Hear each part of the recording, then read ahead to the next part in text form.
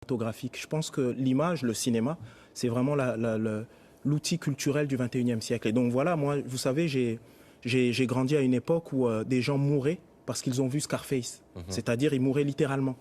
Et c'est vrai que moi, en faisant ce film, il y avait cette idée aussi d'une certaine manière, de faire un anti-Scarface. Quelque chose qui puisse, si Scarface amène vers la mort, moi je voulais quelque chose qui amène vers la vie et la réconciliation. Il y a 10 ans, il y avait eu effectivement La Haine. Oui. On est en 95, film en noir et blanc, on retrouve des codes identiques, une forme d'esthétisme de la banlieue qu'on n'a pas l'habitude de voir aussi belle, en tout cas nous de l'extérieur comme ça. Vous vouliez nous dire quoi? Ça va mieux? Ce que je veux dire, c'est que l'humanité et la citoyenneté ne s'arrêtent pas aux frontières des cités. En fait, dans les cités, il y a des êtres humains à part entière, des citoyens français à part entière. Et c'est ça que j'ai envie de dire. Ce film, c'est un peu, comment vous dire, c'est un peu la finale de la Coupe du Monde 98. Ouais. C'est dire qu'avec toute notre diversité, ensemble, on peut être mal parti ou avoir l'impression d'être mal parti. Mais in fine, on construit notre histoire ensemble et on va réussir ensemble parce qu'on est un beau pays, nous sommes la France. En tout cas, vous n'êtes pas naïf, vous n'occultez pas la violence, on le voit au moment des enterrements, avec cette litanie des noms, des copains qui sont partis à cause de la drogue, à cause de beaucoup de choses. La violence, vous n'occultez pas non plus le fait que vous avez été, vous, délinquant, et qu'à un moment donné, vous étiez sur un fil et que vous auriez pu basculer d'un côté ou de l'autre. Bien sûr. Je ne suis pas du tout dans le déni, mais j'ai envie de dire profondément que, comment dire, ce qu'on appelle l'intégration, ça marche. L'école républicaine, ça marche. Et la réalité, c'est que des Abdelmalik, il y en a plein.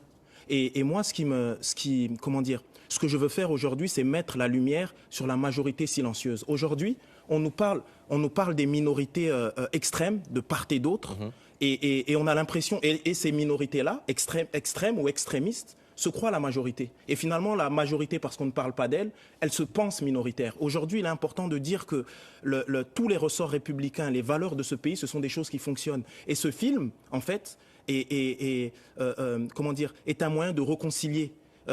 Sachez que, les politiques passent, l'œuvre artistique reste. Et est-ce que l'œuvre artistique va m'inspirer? Est-ce que l'œuvre artistique va inspirer les êtres pour qu'on puisse avancer ensemble? C'est ça ma démarche. Quand vous dites ça marche, ça a marché pour vous.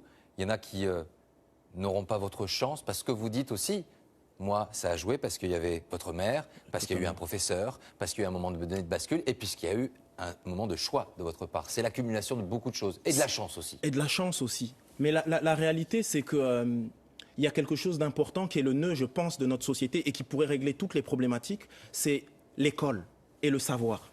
C'est-à-dire que quand un jeune de cité s'en sort, on dit il a eu de la chance. Quand un jeune d'un autre milieu plus aisé s'en sort, on dit c'est normal.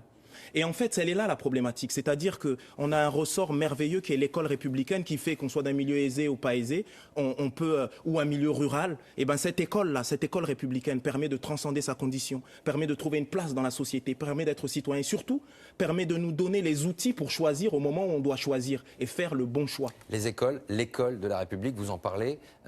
Vous êtes retourné dans votre quartier, au Neuf, à Strasbourg. Est-ce que les écoles là-bas, elles sont bonnes? Est-ce que ces écoles-là, elles sont aussi bonnes que celles des beaux quartiers?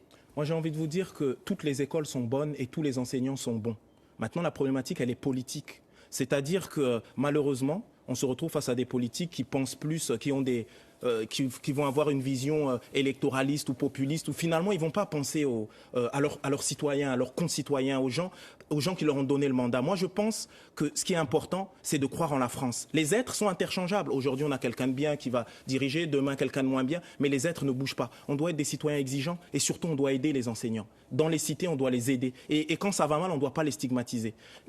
Là est la solution. Et mon film parle de ça. Mon film est un hommage rendu aux enseignants, est un hommage rendu aux gens des cités, est un hommage rendu aux musulmans, parce qu'il faut penser aux musulmans aussi qui sont victimes d'amalgame. L'islam, comme le judaïsme, comme le christianisme, c'est avant tout une expérience de paix et d'amour. Abdelmalik, il y a 10 ans, dans La Haine, oui. L'islam radical, il n'en était absolument pas question. Ouais. Vous avez vu ce qui s'est passé en 10 ans, comment cette religion est devenue stigmatisée, comment la bascule peut se faire, comment certaines minorités peuvent prendre en otage une religion aujourd'hui dans ce pays. Exactement. Mais n'oublions jamais que notre pays, nous sommes le pays de Voltaire, de Rousseau, de Zola, de Deleuze, de Derrida, de tous ces gens qui ont amené la complexité, la nuance. C'est-à-dire qu'il ne faut pas que, parce qu'il y a une minorité qui prend en otage l'islam, la belle religion de l'islam, que finalement on ait l'impression que l'islam soit intrinsèquement quelque chose de négatif. Non, l'islam, le judaïsme, le christianisme sont des religions sœurs. Et là, on est dans les périodes de Noël, là. Et dans les périodes de Noël, j'ai envie de dire, ce film, pour moi, c'est un cadeau. C'est un cadeau pour tous ceux qui croient en Dieu, ceux qui ne croient pas en Dieu. C'est l'œuvre artistique qui permet la réconciliation. Qu'Allah bénisse la France, ce film, c'est le fait de dire je suis heureux d'être en France, la République est merveilleuse, elle fait la concorde des différences. Qu'on croit en Dieu, qu'on ne croit pas en Dieu, on peut tous vivre en harmonie et en paix. L'enthousiasme d'Alma Malik, il est toujours là. Merci d'être venu sur ce plateau ce soir. Qu'Allah bénisse la France. Merci. Sort mercredi prochain sur les écrans. On regarde quelques images de football avec vous.